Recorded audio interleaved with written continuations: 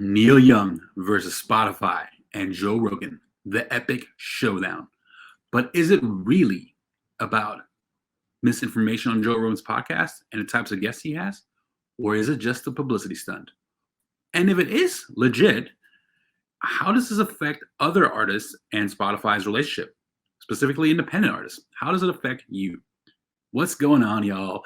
Welcome to another episode of Making It with Chris G on the Making It Network. This will be a quick one. I just wanted to touch on this story and share my thoughts on the story as well and kind of how this could affect other artists, right? So what actually happened for starters? If you are looking at the headlines really look like it was Neil Young going directly to Spotify, right? Sending them a letter to take his music down, basically demanding that Spotify takes his music down. But it's not actually how it works, and I'll get into that in a second. So what actually happened, if you read the articles, sort of again, the headlines were very misleading, but Neil Young actually wrote a letter to his manager and label, not Spotify, and asked the manager and label to take down the music, right? Because what's important to know is who actually owns the music, who has the rights to the music. Neil Young doesn't have the rights to his music, right? When he signed his major label deal, he gave away those rights. And whoever all the songwriters are, I'm sure Neil Young's probably the main songwriter. I haven't looked at that, but whoever the songwriters are, the owners of the master and the publishing, they're the ones that have the rights to any say where the music goes, and probably more the label, right? So the label owns the master. It's the master going to these platforms. But so the label has the right to take down the music from Spotify, not Spotify. Spotify is just licensing the music through whichever distributor is being used. And I know Spotify has a direct relationship with a lot of these labels. So whatever the agreement is between Spotify and these distributors or Spotify and the labels, that's what determines who takes down the music, right? And most of the time, again, it's the rights holder, right? So again, in this case, the record labels own the rights to the music. And interestingly enough, in Neil Young's case, right, because he has such a long history as an artist, there's multiple record labels involved. So if you go kind of through his release history, his discography, starting from the 60s. So his first label was Reprise Records. And then, he has a couple of albums released under Reprise and Warner Brothers. So Reprise is actually a subsidiary under Warner Brothers. So not exactly sure how the nuts and bolts work over at Warner, right? I don't know if you have to have two different executives making that decision, if maybe an executive from Reprise and then an executive from Warner, the overall umbrella label makes a decision. So there's definitely some people that the management needs to reach out to, right, to take these albums down. He also has a couple albums that are on Geffen Records. Geffen being, I believe, they're a subsidiary of Universal, actually. Yeah. So Geffen is a subsidiary of Universal. Interscope, they're a subsidiary of Universal, right? So again, a bunch of Reprise. It's also an album on Vapor Records. So a few different labels involved for sure. I mean, it looks like Reprise and Warner are his consistent labels throughout his entire career, but it's not just one label that's going to take down the music, right? So if you go to Spotify right now, there's actually still Neil Young music there. And again, that's because he's dealing with a bunch of different labels, right? And they're the ones that are going to make the decisions. And most likely those decisions are going to be determined on a financial basis, right? Well, how much money are these songs bringing in to those labels through the streaming on Spotify, right? If the labels aren't making much money on Spotify, sure, they'll probably pawn it off to some, or just be exclusive to a different streaming service, right? But Neil Young was getting a decent amount of streams. I think it was about 10 million monthly streams he had on Spotify. So about $35,000, $40,000 a month that he was bringing in through Spotify. So that is some real money, right? You're talking about close to $500,000 a year.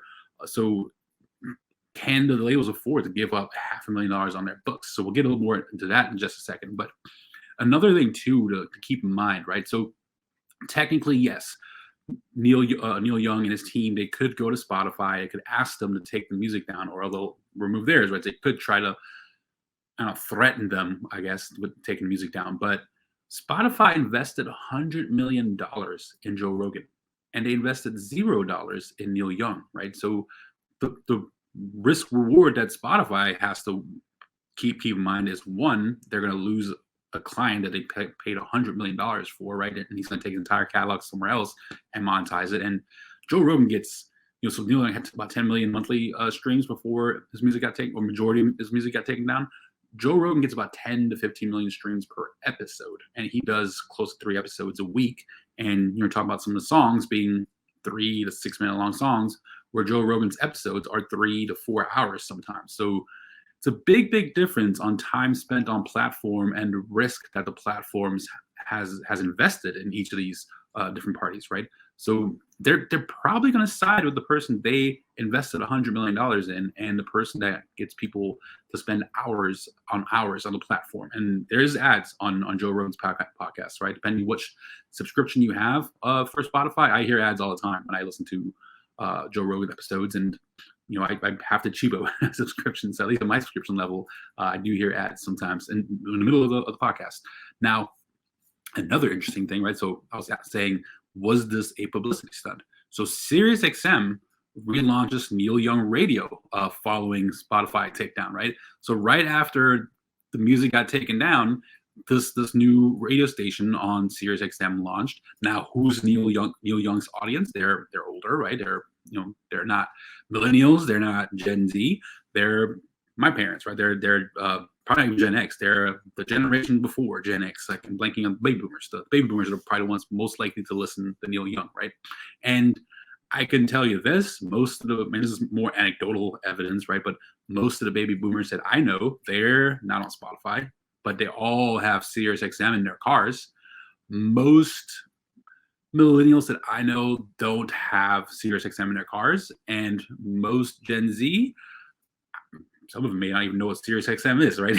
I'm just joking. I'm sure they know what SiriusXM is, but my students don't listen to SiriusXM. Right? I survey my students every semester where they discover music, and it's not SiriusXM. It's mostly Spotify, YouTube, TikTok, and SoundCloud. It's where they discover music right now, right? That's as of fall of 2021. That's where majority, about 200 students that are surveyed, where they hang out. One second. And then another thing to keep in mind, Apple Music, right now, they're, of course, capitalizing on the opportunity, and they came out with a whole campaign that it's always a good idea to stream, right? To stream Neil Young, and it's the link to Apple Music, where you can stream his music. And another ad they did, the home of Neil Young, right? Apple Music. Listen to the entire catalog on Apple Music. So they're definitely capitalizing on it as well, right? And the thing I always say as well, follow the money. Like, how much money is there to be made? Now, here's an article from Digital Music News. And for those of you listening on podcasts, I'm showing you a couple of different web pages and articles on the YouTube version, but I'm going to just... If you listen to audio, I don't think you necessarily have to see the visual to go with it. I'll definitely explain and narrate it. But on this Digital Music News article, and I'll throw that in the notes, they have two different charts. So one chart is how much artists make per stream on these different platforms. So the platforms here is Apple Music, Amazon Music, Tidal, Napster, Deezer, Pandora, YouTube Music, and Spotify. Now, what's cool, this first chart is how many streams does it take to make $1, right? So on Amazon Music, it's 249 streams to make $1. On Apple Music, it's 128. Tidal, 78. Napster, 53. Deezer, 156. Pandora, 752. YouTube, 1,250 streams to make $1. Good Lord, YouTube. People complain about Spotify. YouTube pays like shit. And Spotify, 315 streams, right? So let's assume that majority of Neil Young's audience is on SiriusXM and on Apple Music, right? And on Apple Music, it takes only close to a third of the amount of streams as it takes on Spotify. So, or you can say you can make 3 times the amount of money on Apple Music as you do on Spotify. So Apple Music has been, at least, I guess the iTunes Store, which now is Apple Music, has been around for a really long time. It's one of the first places people stream music, right? So again, a lot of people, my parents' age, so baby boomers, they have Apple Music. They don't necessarily have Spotify. Most of the baby boomers I know, again, all anecdotal. I should probably pull up some references, but anecdotal evidence matters too, right? It's you have to always know your market and know your audience, and your market and audience by talking to people, by having conversations. Ask them, where do you listen to music? Where do you discover music, right? Where do you watch video, right? Where do you consume content? I mean, you learn a lot from talking to people and asking questions, right? So again, mostly anecdotal evidence, but most baby boomers I know, Apple Music, YouTube, SiriusXM, Pandora, right? That's where most of them hang out. So be curious to see how much money is lost from those labels by Neil Young's music not being on Spotify anymore, right? Or at least the majority of it. And then here's just another chart, just the streaming rates per platform to platform. So I'll just read them off real fast for the people listening on podcasts. So Amazon Music is 0.00402. So 0.004. I'll just go to the first number. Then Apple Music is 0.007. So almost double of what Amazon is, right? Tidal Music is 0.01. So a penny per stream. That's great. Napster is 0.019. Looks like they're pretty aggressive trying to make a comeback. Deezer is 0.006. Pandora 0.0013. That's pretty low. And YouTube, good Lord, 0.0008 for YouTube.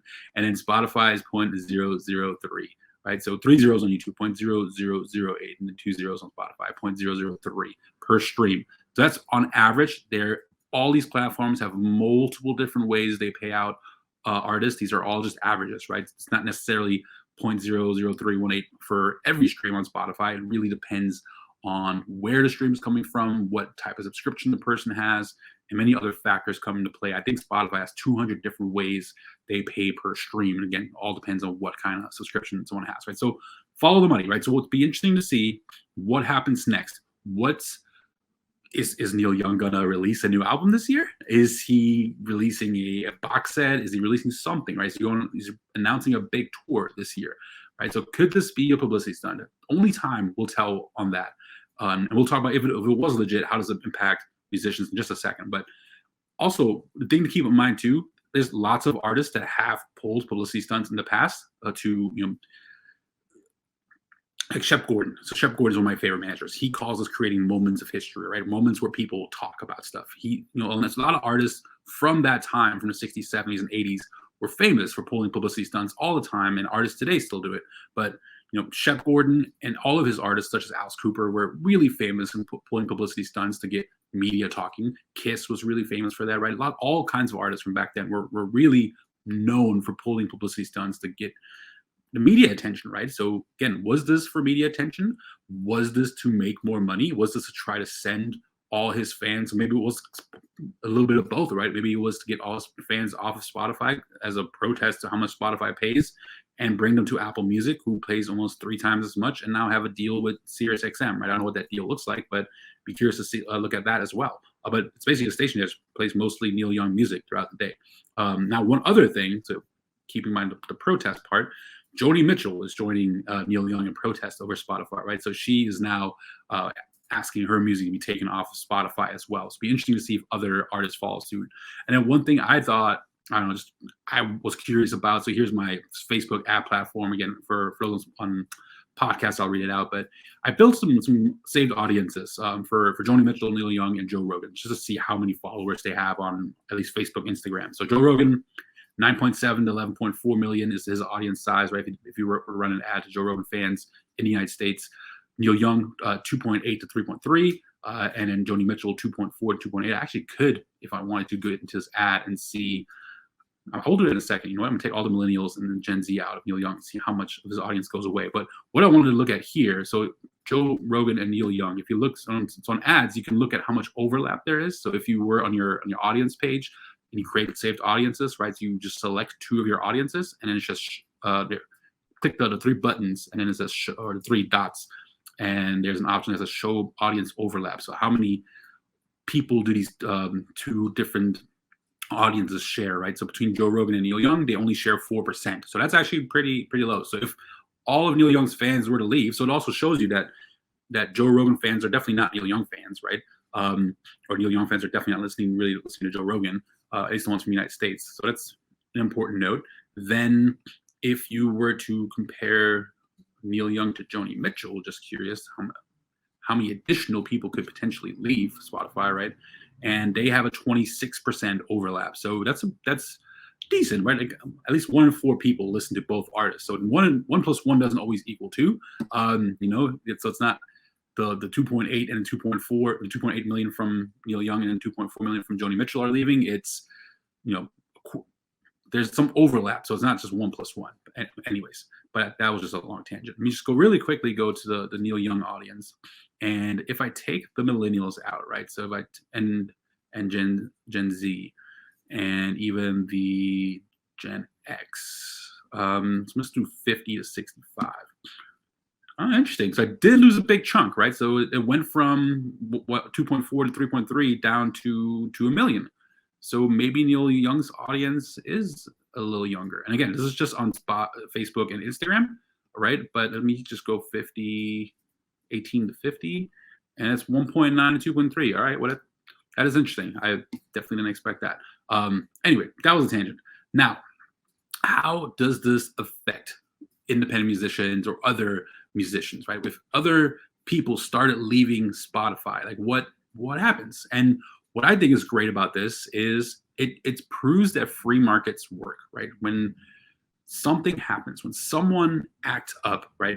I'm not saying that Joe Rogan's acting up. I mean, anyone that really knows me, y'all know where I stand, right? The libertarian in the house. But what this shows is if there's something that you don't support, right? If there's a company that you don't support and you gather people together and choose to take your business elsewhere, that matters, right? People vote vote with their feet. They vote with their dollars, right? So wherever you put your dollars, that matters. That makes a big difference, and that forces companies to change in a free market, right? So if there's no interference from a government and laws and restrictions, a free market can fix itself. And what could be great if other artists, so let's say was really for the cause, let's say other artists leave Spotify and they go to different places, right? So some of the older, some of the artists with the older crowds, they'll go to Sirius XM and Apple Music. Maybe some with younger audiences will go elsewhere. Some will release their music as NFTs. Some will go on blockchain platforms like Audius, right? It's going to create more options, and more options is actually a really good thing, because more options benefits the artists, because these platforms are going to pay more to the artists. So the part that I care the most about, right, is that piece. Like, how much do artists get paid? Because Spotify doesn't pay crap. It looks like YouTube doesn't pay crap either, right? So where else can artists take their music to make more money from their music? And ultimately, that is what I feel is the most important part. And will this force Spotify, so other artists to start leaving in mass exodus and following Neil Young? Will this force Spotify to incentivize artists to come back by paying them more? It'll be interesting to see. It'll be interesting to see how this all plays out. They definitely need to pay artists more, right? So even if it isn't about the Joe Rogan thing, consider taking your music elsewhere, because it's a really small percentage of artists that actually make a living having their music on Spotify, right? And you make about $3,000 to $4,000 per million streams, right? So a million streams is a lot, and so you need a million streams to make a livable wage, right? And if you are an artist that has their music on Spotify, you know how hard it is to get 1,000 streams, 10,000 streams, right? 50,000 streams, 100,000 streams. And there's so many examples of artists that are making a great living that have less than 10,000 streams. And we've had them on this podcast: Shannon Curtis, Don Byard, as this artist Corinne Campbell that used to be with Creative Juice and Indepreneur, right? She makes $18,000 a month on subscriptions through her website. There are artists on Twitch that only need 200 to 300 active users to make $50,000 to $75,000 a year. So it doesn't take that much, right? So if you put your energy and efforts elsewhere where you can actually make a livable wage being a musician, right? To figure out what are your goals. Is your goal to become famous or have millions of streams on Spotify? Or is your goal to do music full time? And I would assume that a majority of people, especially ones listening to this and listening to the podcast or the YouTube channel, I would assume most of you are more concerned about how to make money as a musician, not necessarily how to become famous. And I think that is the better path, right? Because that is the path, and not, not to get political, but like the free market capitalism path is a path to pull people out of poverty, to pull people out of middle class, and to make a living doing something you love versus doing something you can't stand, right? Versus going into an office and with a cubicle, right? Nothing against working in a cubicle. I work in a cubicle and it's all right. I love my job, but if that's not your lifestyle, if that's not what you want to play music, you want to create art, you want to create content, right? That's how you want to make a living. There's so many ways to make a living these days. So one, go where your audience is. Two, and we've talked about this many podcasts before, right? And we'll have more coming up about this, but one, know where's your audience. Two, take your audience off third-party platforms and get their email or get their phone numbers, right? Own your audience, and then you tell them where to go, right? You direct your audience, but you can't direct them if you're battling algorithms. You can't direct them if you don't have their email address or their phone numbers. So come up with a really good strategy, figure out where to send your audience, where you can monetize your business, and that's how you're going to build a successful career. So I think this was a nice little ending from the Neil Young Spotify start. I hope you learned something from this. If please share this podcast or this YouTube video wherever you're listening or wherever you're watching the video. Right, it might not be on YouTube that you're watching. I don't know why I keep saying that. Share this video and make sure to tag me, and have all the links into the description below, and subscribe to the channel. Leave us a review on Apple Music or Apple Podcasts, wherever you're listening to this. And thank y'all so much for the support.